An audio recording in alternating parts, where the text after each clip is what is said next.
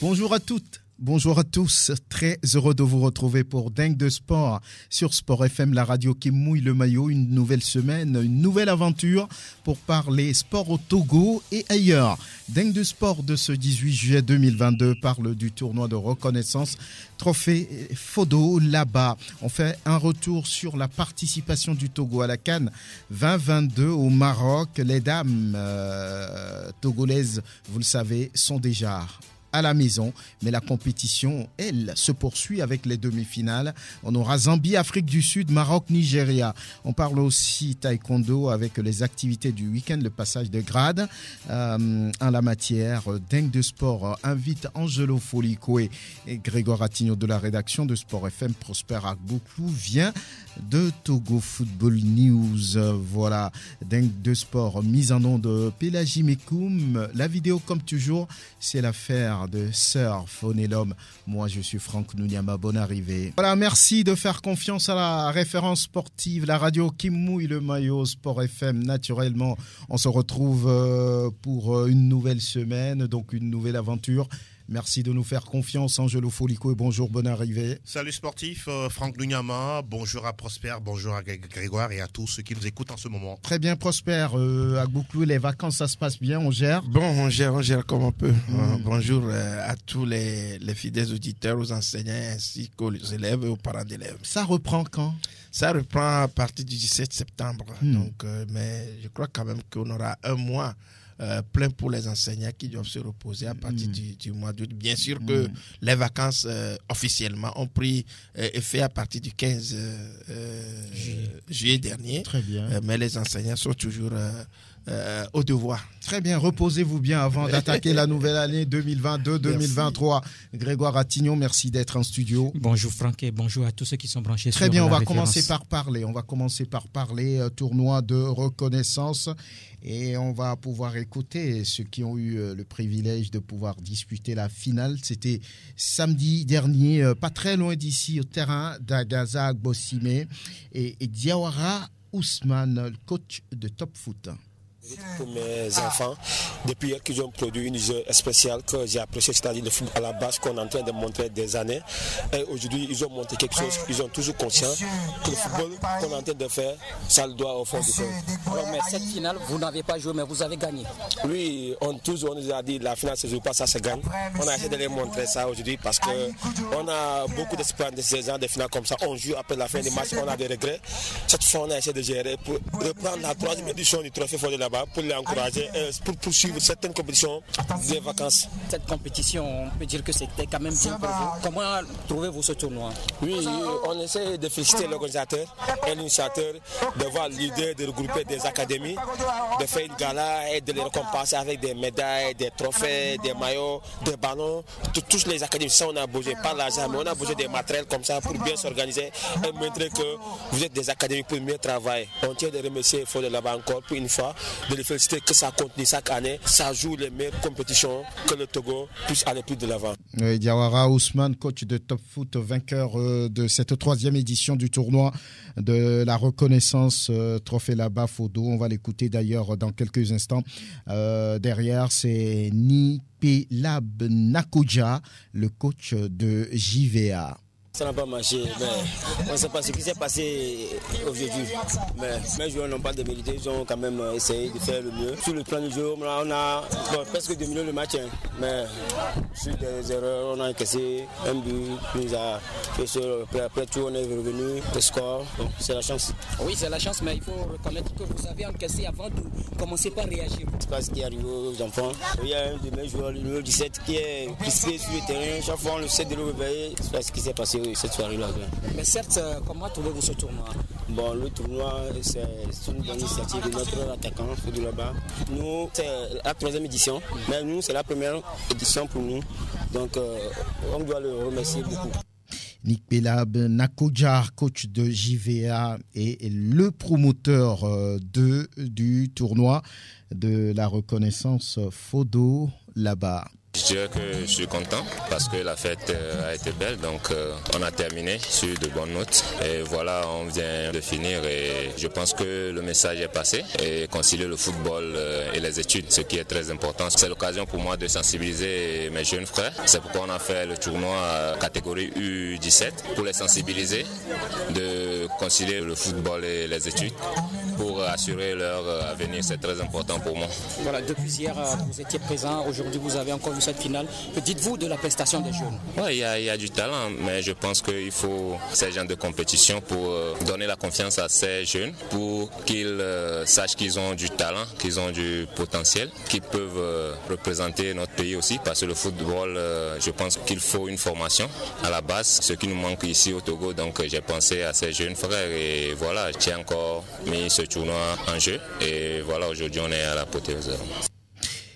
Fodo Kodjo-Laba, l'international togolais, initiateur, promoteur de ce tournoi de la reconnaissance. Je voudrais redonner au football ce que le football m'a donné. Grégoire Attignon, vous y étiez. Voilà, la promotion du football à la base. Tout le monde dit ça, hein, la promotion, on veut faire la promotion du football à la base. Qu'est-ce qu'il s'est passé la dernière fois? C'était réellement des moins de 17 ans qui ont joué. Est-ce qu'il y a eu du jeu? On a senti qu'il y avait du talent, comme il le dit. Oui, il y avait du talent. Et on a quand même vu de jeunes joueurs qui ont démontré ce dont ils sont capables. Et moi, j'ai été quand même épaté par un jeune joueur. La dernière fois, je le disais, lors de la retransmission, il m'a beaucoup impressionné. Déjà samedi, plutôt le vendredi, lors donc de la phase de poule, il était pratiquement l'organisateur du jeu de sa formation. Il s'agit de Bodi Moubarak, un jeune de 12 ans qui tient le milieu du terrain de Top Foot. Et on voit comment ce garçon arrive à contrôler le ballon. Techniquement, il est là et il arrive à distiller également la balle à ses partenaires sur le terrain. Le positionnement, tout ça là, on a vu donc au cours donc de cette compétition. Les deux équipes qui sont arrivées en finale, en tout cas, quand vous prenez ces deux équipes-là, il y a quand même du talent au sein de ces deux formations. Quand vous prenez cette équipe de jeunes vers Académie, il y a de très bons joueurs qui viennent, le capitaine Larry Christophe et d'autres joueurs également qui ont quand même démontré de bonnes choses sur le terrain. Et il faut quand même dire que c'est une opportunité qu'on donne à ces jeunes-là de démontrer ce dont ils sont capables. Ils l'ont fait également donc au cours de cette compétition. Vous avez posé la question, est-ce que c'est véritablement les moins de 17 ans qui ont joué cette compétition? Oui, c'est les moins de 17 ans parce qu'il y a un comité d'organisation qui a été rigoureux.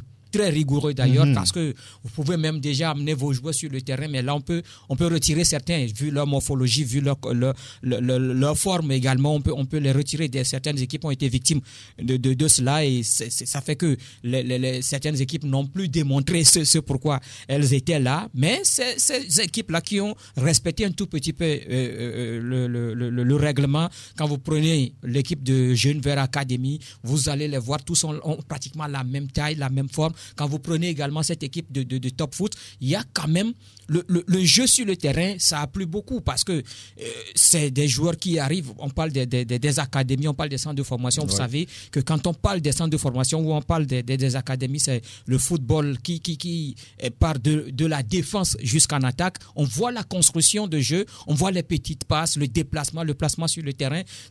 Il y a ces équipes-là qui l'ont démontré. Je crois que c'est une très très bonne opportunité qu'on donne à ces jeunes. C'est vrai qu'il y a quand même un objectif, il y a un thème autour de cette compétition, c'est inciter les jeunes joueurs là à se donner véritablement et au football, mais également beaucoup plus aux études, parce que là, oui, il peut arriver qu'on rate sa carrière de footballeur, mais là, on ne peut pas rater sa carrière quand on arrive à bien faire ses études. Donc, c'est pour cela justement que Laba Fodo a initié donc cette compétition. C'est la 3e édition, mais il faut noter que pour les 2 premières éditions, c'était pour toutes les catégories confondues, c'est-à-dire les seniors qui ont participé à cette compétition. Mais cette fois-ci, on a beaucoup plus privilégié les moins de 17 ans, les jeunes, et on a quand même vu de la qualité du jeu, on l'a vu sur le terrain.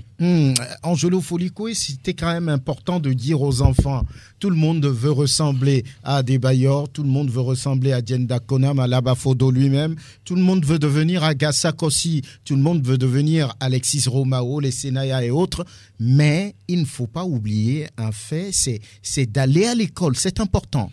Je pense que le pan, en tout cas de la question et surtout de la thématique, reste quelque chose d'assez fondamental. Oui, aujourd'hui, nous sommes dans une société où tout va très très vite et quand il s'agit ne serait-ce que du football, oui, vous pouvez être tellement talentueux, avoir toute la panoplie technique dans vos pieds, sur le terrain, mais à un moment donné, lorsqu'il s'agira d'évoluer, de prendre justement des galons et d'être dans un club de première, deuxième ou troisième division ou même quitter le pays pour aller ailleurs, il s'agira de prendre vos responsabilités. Sûrement, par exemple, en ce qui concerne les contrats à paraffer, c'est qu'il y a comme clause, il faut que le joueur ou les joueurs doivent être, pour moi, capables de lire entre les lignes et de poser des questions sur ce qui va ou ce qui ne va pas.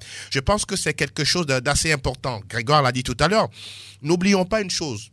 Beaucoup sont appelés, mais peu sont élus. Il n'y a pas que tous ceux qui sont aujourd'hui dans ce tournoi ou dans les tournois organisés de ça et là, qui seront forcément tous des footballeurs. Il y aura demain qui seront des managers, des directeurs sportifs, des psychologues, des thérapeutes, des kinésithérapeutes et que sais-je encore. Et donc, par moment, il faut arriver à pouvoir scinder les choses. Je pense aussi que ce genre de tournoi, deux choses que j'aimerais ajouter, c'est le fait aussi de respecter les âges. C'est quelque chose d'assez fondamental parce que on ne doit pas être, par exemple, un manager, un directeur ou bien quelqu'un qui gère une équipe et faire la proclamation de la tricherie ou bien le fait seulement de mettre des joueurs où on ne respecte pas les âges. Ça doit commencer par la base. Être honnête et loyal à la base, ça passe par l'attitude, le comportement des dirigeants, des managers.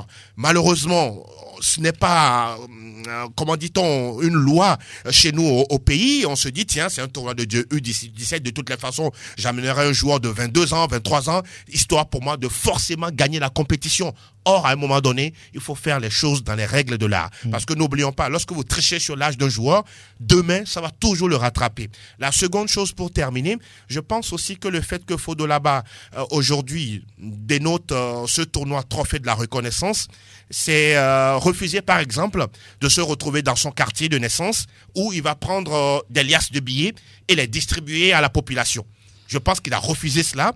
Il a compris qu'il faut transférer plutôt la richesse qu'il a, en tout cas pour le moment, dans un produit ou dans une politique de formation, quelque chose de viable et de périn. Et ça, c'est quelque chose d'assez fondamental. Et sans cela, je salue en tout cas, c'est la 3e édition, vivement la 4e, ainsi de suite, pour peut-être avec un bon fichier en place, on pourra dire, tiens, Moubarak dont tu parlais tout à l'heure est issu de tel tournoi pour donner beaucoup plus de la plus-value, de la valeur ajoutée à une telle compétition. Très bien, Prosper Agbokou, oui, tournoi de la reconnaissance, il l'a dit clairement. Je voudrais donner ou bien redonner au peuple togolais, aux jeunes, ce que le football m'a donné. Oui, c'est une initiative louable, étant dit que le gars a bien compris que la valeur ajoutée qu'il a donné donc à la jeunesse, c'est de contribuer à son essor. Ceci dit, je crois quand même que le projet comporte ici deux phases. Il y a la phase pratique du football, la phase intellect donc du projet, où il faut exhorter les jeunes à aller faire à aller à l'école, à s'instruire pour pouvoir mieux gagner donc leur avenir, parce que ce n'est pas tout le monde qui pratique le football aujourd'hui qui deviendra footballeur de haut niveau. Certains y vont et à un certain moment donné, ils sont obligés de s'orienter vers un autre domaine. Donc cela dit tout simplement que la pédagogie appliquée par Laba Fodo et son projet est une bonne pédagogie. Cela permet aujourd'hui donc de clarifier un tant soit peu les choses. Et je prendrai le côté où Angelo a fait cas tout à l'heure, c'est le côté où le concret, il a mis du concret, avec ses moyens, il a mis du concret, il a mis quelque chose en place, et cela va sans dire que ça appartient à la postérité même. Donc ce qui veut dire tout simplement qu'aujourd'hui, il va falloir aller dans ce sens. Et c'est ça qui fait de la personne un personnage idéal. Vous voyez, à peu près. Donc, moi, je crois quand même que cela, il peut aujourd'hui vraiment distribuer de l'argent. Après, quand les gens boufferont l'argent, là, c'est fini, on oublie. Mais il est en train de mettre de l'impact. Et cet impact-là, c'est ça qui est intéressant. Et ce sont des projets à soutenir. Mais je crois quand même que le gars, il est sur la bonne voie et que nous ne pouvons que louer donc, de manière exponentielle ce projet-là. C'est ce qu'il est en train de faire. Franck, je voudrais ajouter une chose rapidement. C'est que aujourd'hui, je salue également la hauteur d'esprit de Kodio Fodolaba, le fait d'être entouré des personnes de la communication, notamment des confrères, parce que c'est un tournoi, quand vous suivez entre les lignes, vous sentez qu'il y a une communication soutenue autour de l'organisation. Je pense que c'est quelque chose d'assez important à souligner. La plupart de nos sportifs, athlètes, tout souvent hésitent, même refusent, si je peux dire, de mettre de l'argent au niveau de la com, histoire de parler de leur activité. À un moment donné, on se dit non, on a les réseaux sociaux, essayer seulement de balancer sur WhatsApp et autres. Mais je dis, ça ne suffit pas. Il faut aller au-delà de cette forme de communiquer. Et je pense qu'à ce niveau-là, franchement, chapeau à tous ceux qui ont contribué à ce que ce tournoi-là ait de la réussite. Il faut renchérir en disant tout simplement que ici, c'est que il y a eu une clairvoyance. Ce n'est pas cela, c'est pas que cela refuse. C'est des gens autour d'eux qui font les choses en vase clos, il faut le dire. Qui font les choses en vase clos. On veut pas donner aux autres. Oui, on veut pas donner aux autres. On veut manger seul. Le privilège de manger, c'est tout. Donc ça ne fait pas la promotion des athlètes. Donc je crois quand même qu'ici, les gens ont eu la clairvoyance de comprendre que pour faire la lumière, faire jaillir donc cet athlète, il va falloir communiquer autour. Donc, et ça, je crois quand même que c'est ce qu'on doit indiquer aux autres aussi. On n'est pas là, on ne vit pas de ça, mais on doit le faire. Voilà. Oui, très bien, Franck, ce que je voudrais dire est que par rapport à cette compétition, il y a eu déjà un tournoi à Tapamé.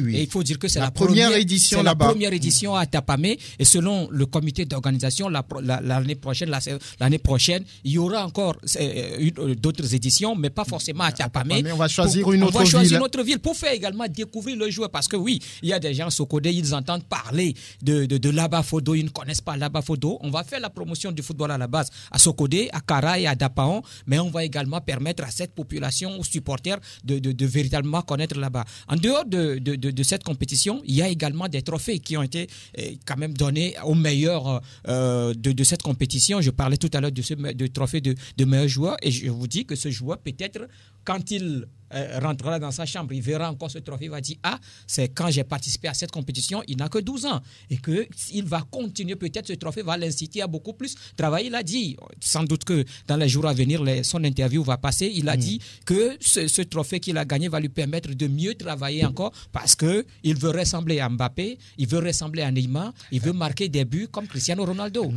Voilà donc des choses comme ça qu'il faut quand même motiver, il faut quand même soutenir pour permettre justement à ces jeunes joueurs de faire valoir ce dont ils sont capables. Tournoi de la reconnaissance, la 4e édition certainement l'année prochaine.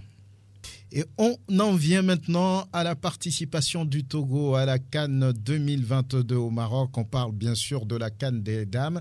Le Togo, après le premier tour, est rentré. Un match nul, 2 défaites. Voilà le bilan de la sélection togolaise. La compétition, elle se poursuit avec les demi-finales. On aura Zambie, Afrique du Sud, et puis Nigeria, Maroc. Voilà ce qui va être disputé comme match aujourd'hui là-bas au Maroc. Mais la participation du Togo, voilà, il y a eu des analyses, il y a eu des dires, il y a eu certainement des difficultés. Il semble qu'il y a des gens qui se sont pointés là-bas alors qu'ils n'avaient aucun rôle à jouer. Bon, peut-être qu'ils étaient en tourisme, nous on ne sait pas. Maintenant, par rapport à la sélection, il semble, c'est la sélectionneur qui l'a dit, un confrère également l'a constaté. Voilà, il semble que les filles togolaises avaient été émues de jouer contre des dames de peau blanche. Bon, bonsoir, voilà, on va écouter d'abord la sélectionneur nationale et on revient. Quand nous sommes venus faire la reconnaissance du terrain, on a beaucoup parlé.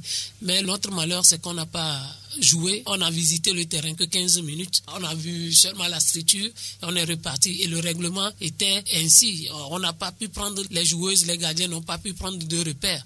Donc ça a aussi joué. Et je me dis que le nom Tunisie aussi, mes filles, ça a sonné mal. C'est après que j'ai découvert ça, que les filles jouaient une première fois avec des adversaires de peau blanche était aussi un élément. Et c'est pratiquement à la fin dans les discussions qu'on a eu ces éléments-là. C'est des choses, il y a eu beaucoup de facteurs, mais c'est une compétition, on ne peut rien. C'est déjà arrivé en Côte d'Ivoire où il faut comprendre les filles. J'ai eu l'expérience de la Côte d'Ivoire où on a fait un premier match 8-0, je pense, contre une équipe qui n'était pas aussi forte que nous. Et après, j'ai compris que le voyage, c'est la première fois où les filles prenaient l'avion. Il y avait tout un tas d'éléments qui étaient en tout. On a essayé de faire le travail pour qu'elles puissent revenir à elles-mêmes et continuer les matchs.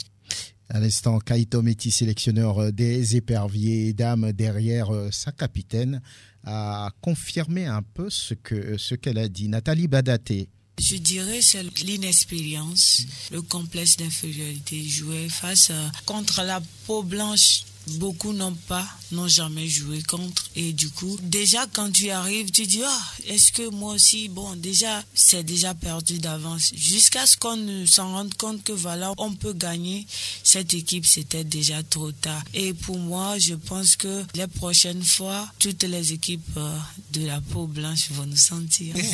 Vous avez l'occasion de jouer en France, à Tarascon pour être plus précis. Est-ce que vous leur avez parlé aussi, vous qui avez eu cette expérience de pouvoir jouer face à la peau blanche, comme vous le dites, vous leur avez parlé? Oui, même les coachs s'en ont chargé, disant que parler c'est une chose, mais de la vivre aussi, ça en est une autre. Le confrère Cheria Dioglé de Télésport Africa a dit qu'il avait aussi le même sentiment et que les filles togolaises étaient émues, respectaient trop les Tunisiennes.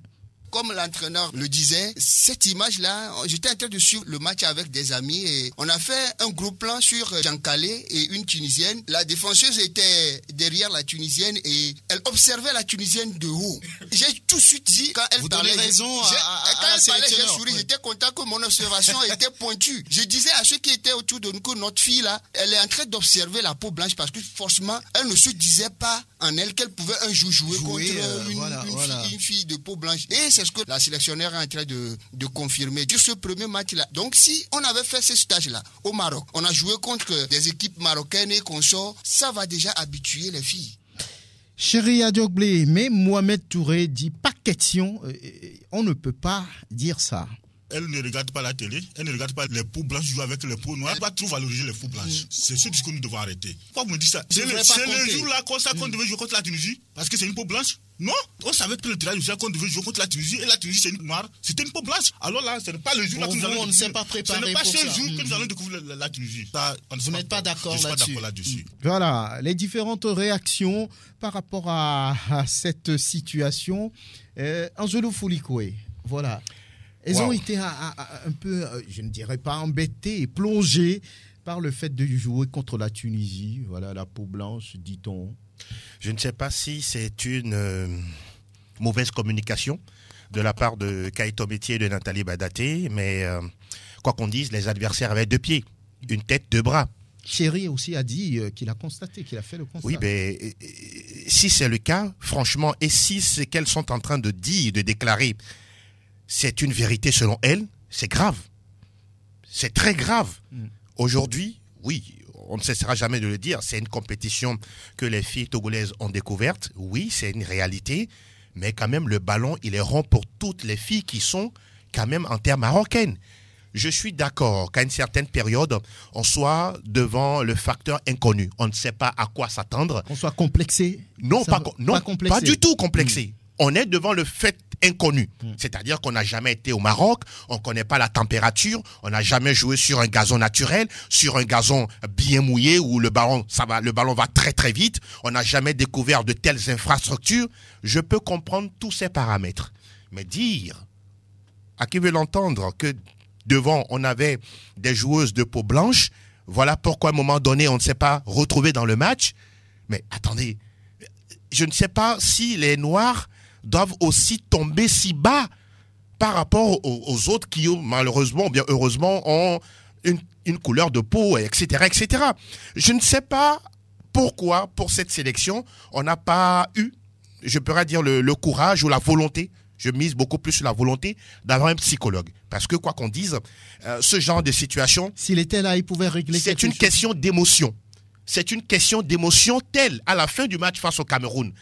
Les Togolaises ont jubilé, croyant déjà remporter la CAN. C'est presque la même chose qui s'est passée face à la Tunisie. Mais je n'ai pas aussi compris... Nathalie a dit que c'est pas parce qu'ils ont fait ou bien qu'elles ont fait match nul contre le Cameroun, mais c'était plutôt pour répondre aux détracteurs de la sélection togolaise, puisque les Camerounais ou bien les Camerounaises avaient dit on va se faire plaisir en jouant contre le Togo 10-0, 11-0. Voilà. Elle disait que c'était la raison pour laquelle il faisait un peu la fête. Ah ouais, on fait la fête sans être qualifié. Je me dis, il y a un problème. Voilà pourquoi je dis il y a un problème. Et je me pose encore la question, pourquoi dans cette sélection, il n'y a pas de la place donnée à un psychologue? Le psychologue, il est là pour gérer les soucis mentaux, les problèmes émotionnels, et il a les mots qu'il faut pour dire à ces filles-là, tiens, nous jouons contre la Tunisie. D'abord, elles sont grandes de taille. 2, peut-être elles auront plus d'expérience que vous. 3, ce sont des nations qui, sur le plan vice, sont très, très, on pourra dire, organisées. Parce que moindre touche, moindre contact, elles vont aller au sol, histoire de demander à l'arbitre de vous faire sortir du match. Je pense que le psychologue, lui, c'est son rôle de pouvoir faire ces choses. Mais malheureusement, il a été laissé à Lomé. Et, comme vous l'avez dit en intro, ceux qui n'étaient pas capables, ou je dirais qui n'ont pas leur place au sein de ou bien autour de cette sélection, étaient présents au Maroc. Et ça, c'est un gros souci.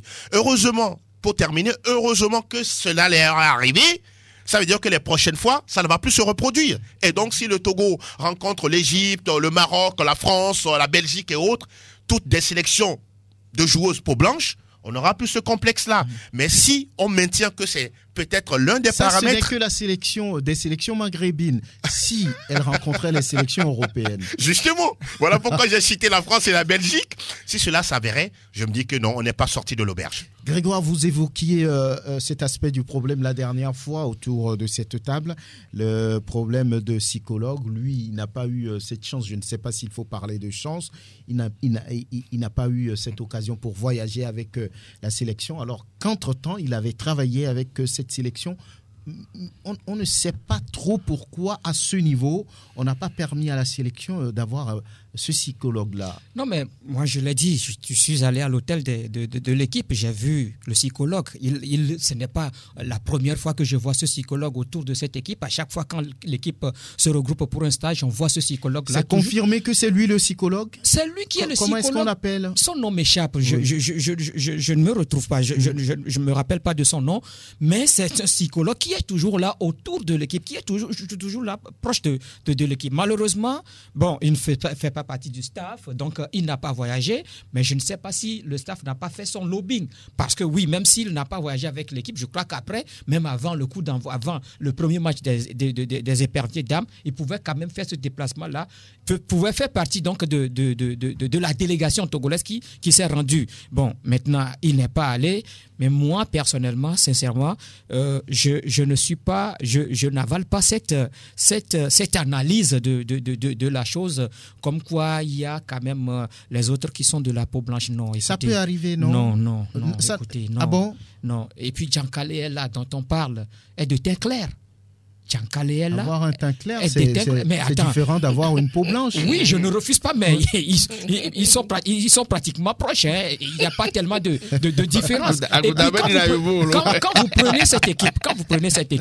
vous prenez cette équipe nationale, cette équipe-là, le 11 entrant sur le terrain, il y a Wedi Koumafi, il y a Gastalia, il y a Nathalie Badaté qui joue en France, il y a Odette Nikedma qui joue au Maroc, Amiratou Njambara, qui joue en Turquie, qui est en Turquie, il y a Banyim Diallo qui est en France. Mais écoutez, c'est Amoklo Amé là qui dit que non, qu'elle est complexée par la peau blanche ou bien... Peut-être c'est pourquoi elle a encaissé à la 18e seconde. Non mais écoutez, je me dis que non, ce n'est pas possible. Le Togo a raté ce match-là. Le problème est ailleurs selon vous? Le Togo a raté ce match-là parce qu'on pensait, oui, on se disait que la Tunisie est à la portée du Togo et justement cette équipe tunisienne était à la portée de l'équipe du Togo. Parce que par après, on a vu la réaction de l'équipe togolaise dans ce match. Les Tunisiens ont eu combien d'occasions dans ce match pour marquer les 4 buts? Mais nous aussi, on a eu des occasions. Le score à la fin de ce match pouvait être 4 buts partout ou 3 buts partout si nous aussi, nous avons concrétisé nos occasions. Ce qui n'est pas arrivé dans ce match. Aujourd'hui, on ne va pas parler donc de cet aspect-là. Moi, je ne suis pas... Vous n'êtes pas dans ça. Non, cette histoire de peau blanche, on a raté ce match-là. Je ne veux pas qu'on parle de cette histoire de peau blanche. C'est la sélectionneur qui en parle. Oui, je suis d'accord. Peut-être que ce sont les joueuses qui l'ont dit à la fin de la rencontre, mais moi, je n'avale pas ça. Je ne suis pas pour cette histoire-là. Il faut arrêter, il faut écarter cette option-là et parler donc de la défense de l'équipe au cours de ce match. C'est mieux que d'évoquer cette histoire de peau blanche. Oui, Prosper, à vos yeux, oui. Ça peut jouer sur la psychologie des joueuses. Bon, oui, à mon avis, oui. Je crois quand même qu'il y a un pan donc de raison à donner, puisque Angelo l'a dit tout à l'heure, Grégoire l'avait confirmé, le manque de psychologues autour de cette équipe aussi, parce qu'il y a des aspects émotionnels et des états d'âme il faut comme on appelle, considérer et permettre aux joueuses donc de l'abdiquer. Regardez, dans toutes les grandes équipes du monde, il y a des psychologues quand même autour des équipes. Je ne comprends pas pourquoi est-ce que chez nous, on ne peut pas en avoir et que souvent, on donne tout simplement la chance à ceux qui n'ont rien à faire autour de l'équipe. Oui, mais Grégoire l'a dit, il y a au moins 6 joueuses qui viennent de l'extérieur, qui ont déjà joué contre ceux qu'elles appellent les peaux blanches, bien la peau blanche. Vous savez, moi-même, à ce premier match, lorsque les filles sortaient donc des vestiaires, moi-même, j'ai regardé comment est-ce que nos joueuses regardaient les Tunisiennes. Et je disais donc à ceux qui sont autour de moi que celles-là sont complexées parce qu'il y a une peau blanche, il y a des tailles, de grandes tailles. Elles sont grandes. Oui, et même à côté de moi, il y a même des dames qui regardaient, disent, regarde comment est-ce que les Tunisiennes sont si belles et que les Togolais sont... Non. Est-ce que c'est avec ça qu'on joue? Non, vous voyez, on est là à contempler l'adversaire sur le terrain, on laisse le ballon à l'adversaire. On admire plutôt l'adversaire, mais là, je ne suis... vous savez, Greg, ce sont des choses qui se traduisent même dans le truc. Il y a une petite expérience qu'on a fait en France. On a mis 2 poupées. Une poupée blanche et une poupée noire, et on fait défiler de petites filles, de petits enfants noirs en observation. Chacun choisit la poupée blanche. Et la raison, c'est que la poupée noire, elle est trop moche, vilaine. Donc, c'est parce qu'on l'a fait. Ce qu'il dit est réel. C'est parce qu'on l'a fait. Ce qu'il dit est réel. Parce qu'à un moment donné, il faut reconnaître qu'on nous a tellement bassinés, on a laissé le moral ou le mental par rapport à ça. Non, c'est comme ça. C'est-à-dire, tu sais, ça vient aussi donc de l'éducation coloniale que nous avons. Donc, c'est rentré à nous. À chaque fois qu'on voit, par exemple, un blanc autour de quelque chose, on pense que c'est là où on peut réussir. On est complexé. Ça, c'est rentré. Donc, je crois que Grégoire, je ne veux pas le considérer, mais est-ce que c'est ce qu'on a vécu tout petit? Yovo, bonsoir, ça va bien, merci. Ça continue. On doit laver ça dans la mémoire de nos enfants, de la jeunesse. Et je crois quand même que l'erreur, c'est que on n'ait pas pris ça en compte ici au moment où on va à une compétition. On doit savoir quel doit être l'état d'âme, l'émotion dans laquelle les enfants vont jouer. Et on laisse, c'est-à-dire que l'essentiel à la maison. Regardez même le truc, comment vous l'appelez, l'assistance vidéo. L'assistant vidéo accompagne l'équipe.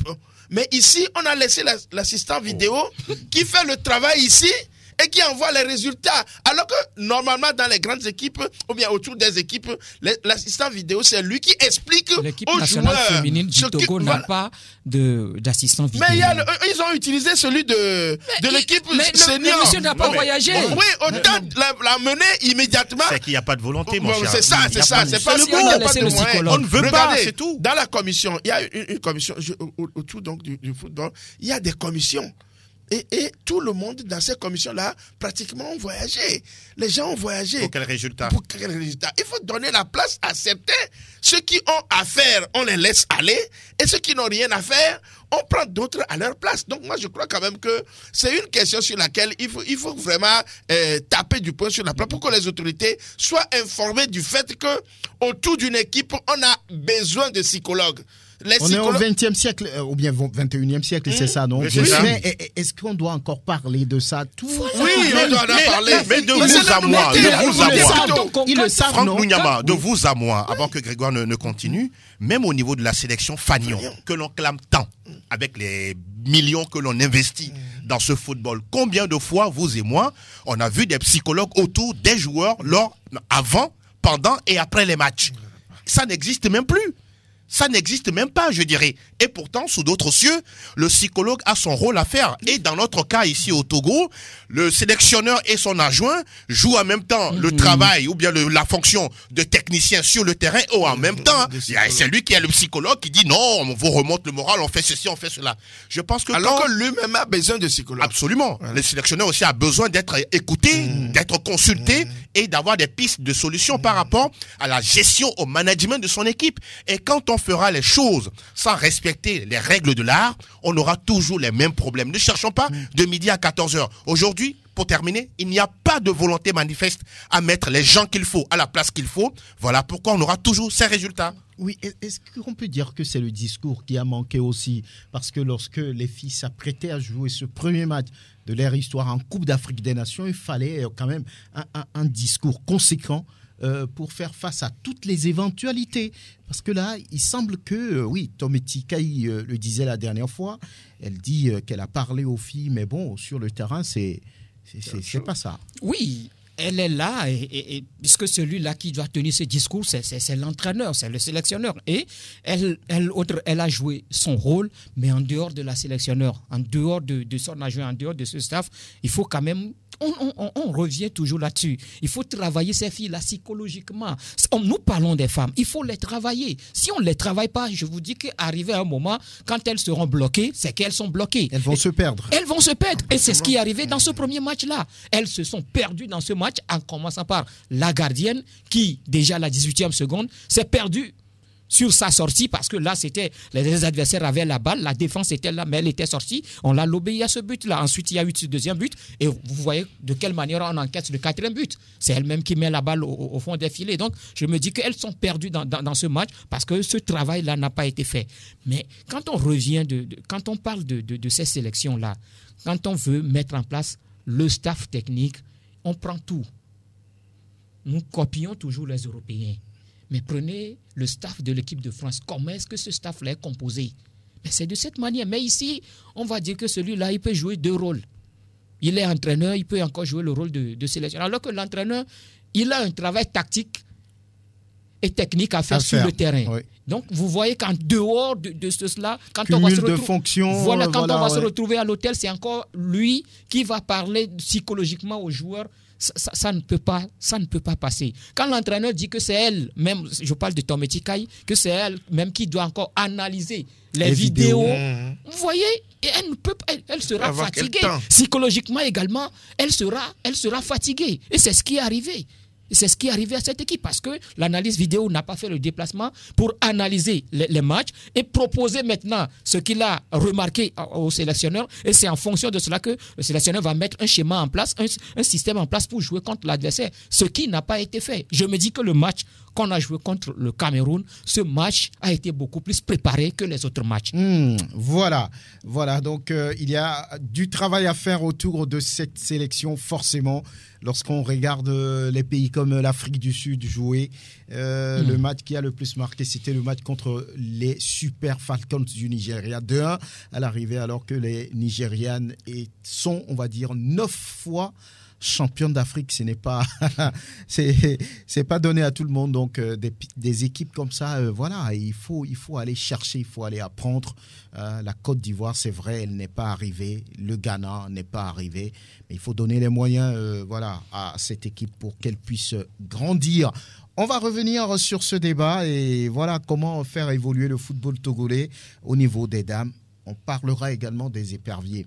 Messieurs, voilà, qui sont mal partis, ça va revenir jusqu'aux 2 prochaines journées. Voilà, on va parler un peu taekwondo, Angelo Folikoué, mais on va écouter déjà Amadou qui est un pratiquant et qui était présent à ce passage de grade au niveau de la ceinture noire. Nous l'écoutons d'abord. Nous avons fait les poussées, c'est-à-dire les combats imaginaires. Nous avons fait les casses. Nous avons fait des kurgis, c'est-à-dire les attaques, défense, sauts et les casses. Et il faut dire que nous sommes des aspirants 3e dan. La tâche n'a pas été facile. Il faut monter en grade parce qu'il faut évoluer dans tout ce que vous faites. J'ai passé ma 2e dan il y a de cela 5 ans. En principe, c'est 3 ans. Et quand tu passes la grade, tu deviens maître. C'est l'objectif. Il faut grandir. Quand on vous met devant 3 ceintures rouges, c'est des débutants, des aspirants ceintures noires. Ils sont très violents. Et si vous ne savez pas vous y prendre, ça crée des pépins. Donc ça n'a pas été facile.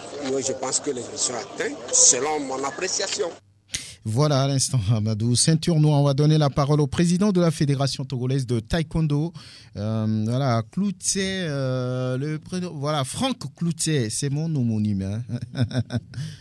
Il y a de cela 2 ans, nous n'avons pas fait de passage de grade. Donc il est de bon ton que les athlètes ayant fait leurs preuves dans leur club, qu'ils soient évalués au plan national pour que la fédération puisse leur attribuer le grade qu'il faut. Le passage de grade de ceinture noire est dévolu à la fédération.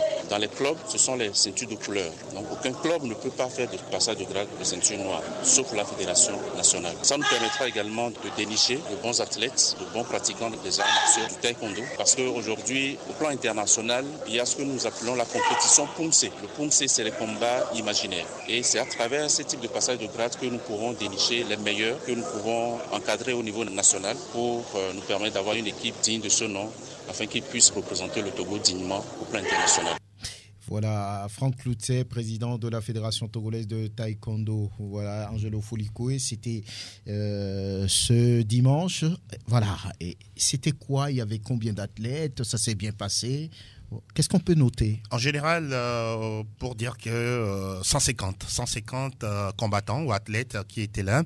Vous voyez, il y a la catégorie des 16, 17, 18 ans, parce que ce sont des jeunes garçons, jeunes filles qui s'adonnent à la pratique du taekwondo. Vous avez également la partie senior avec même des personnes qui ont entre 45, 50 ans, même 60 ans. Donc vous comprenez que voilà, le taekwondo n'a pas forcément une limite d'âge et le dimanche, ça a été un passage ou bien un examen de passage de grade, histoire pour ceux-là qui sont à un certain niveau de pouvoir progresser, avoir beaucoup plus, je dirais, de promotion en ce qui concerne l'obtention de ceinture rouge, ceinture jaune, ceinture noire. Mais là, c'est exclusivement la ceinture noire. Et donc, plus vous avez l'opportunité de pouvoir progresser, d'avancer, vous devenez petit à petit un maître à la matière.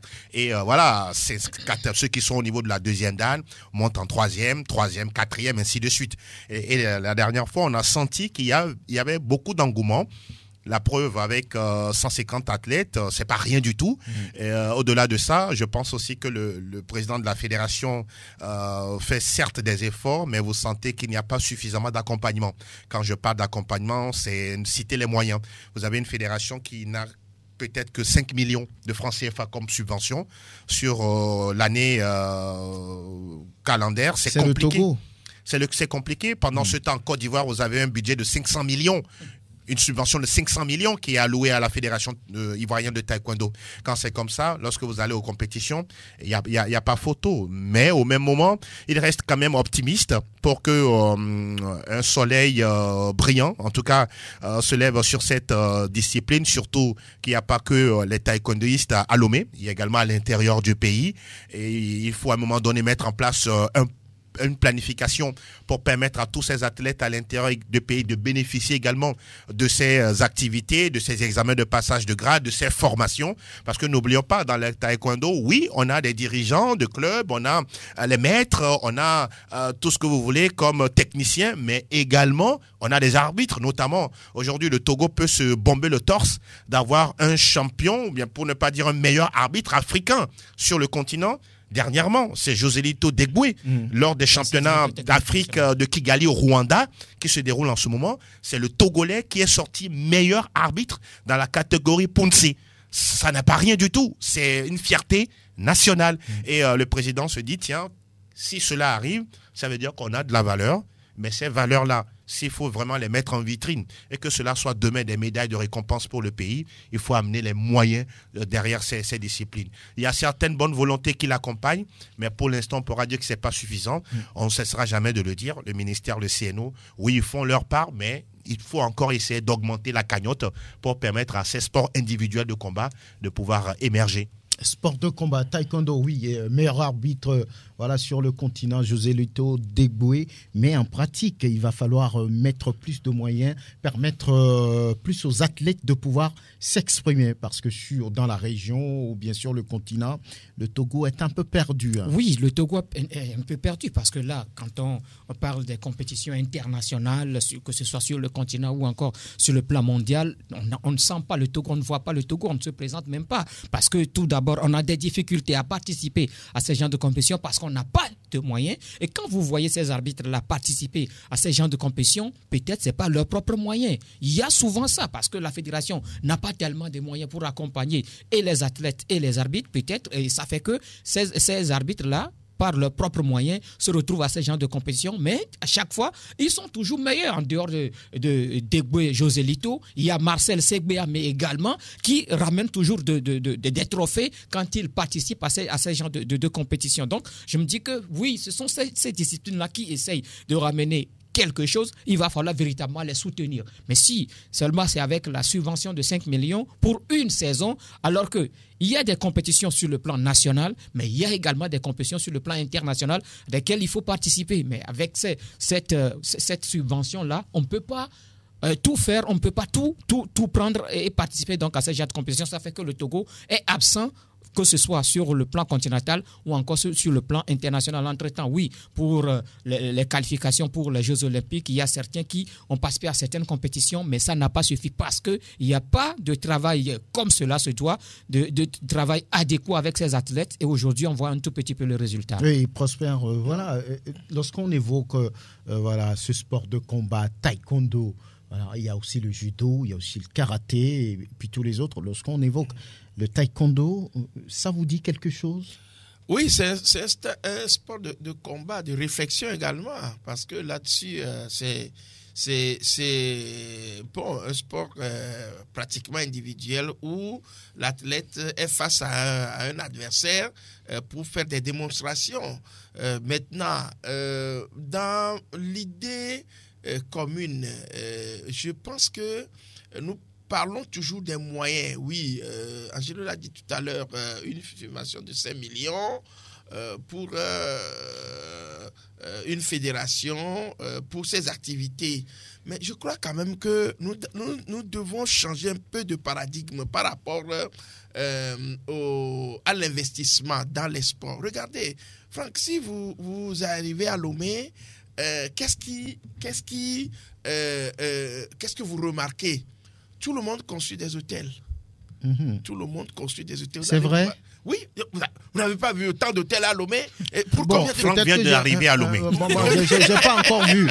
Mais c'est où? Dans tous les quartiers? Non, ça fleurit partout. Vous allez voir 2 hôtels contigus qui se font face. Mais vous allez vous demander, moi je me pose souvent la question, on investit dans ces structures-là pour quel résultat? Alors qu'il y a des lieux où il faut même investir dans l'humain, le sport a besoin, c'est là où on peut même récolter les fruits. Mais celui qui fait construire un hôtel, c'est parce qu'il a... Non, c'est parce qu'on manque d'informations. Un bon marché. Je vous dis, on manque d'informations. Il y a combien de sites touristiques, par exemple, à Lomé, où les gens arrivent, combien? C'est-à-dire que appelons ces gens-là pour leur demander des comptes pour qu'ils les fassent. Après, on va poser la question à Lamadokou, au ministre Lamadokou. Non, lui, il fait de son boulot. Mais je dis quand même qu'il faut orienter un peu les gens vers les domaines où on peut investir et récolter les résultats pour de bons résultats.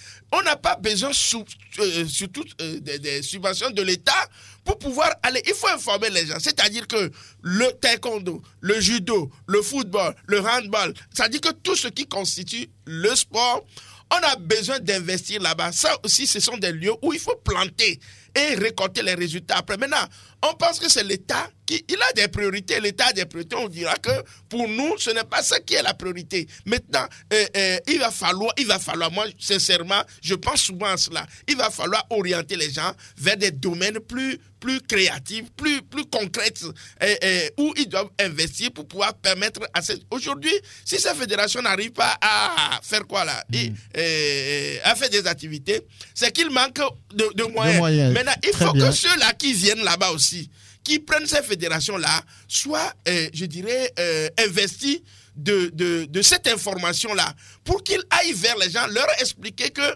au lieu de je ne dis pas qu'on ne doit pas construire des hôtels, je ne suis pas contre eux, mais je dis, pour moi, ce sont des choses qui sont faites un peu à l'aveugle, et c'est du civisme qui n'apporte rien, à mon avis, qu'on doit réorienter vers certains domaines où on peut sentir donc le coup. Voilà, et celui qui fait construire un hôtel, c'est parce qu'il trouve, on va dire, son bénéfice là, et peut-être qu'il ne connaît pas le football, il n'aime pas le football.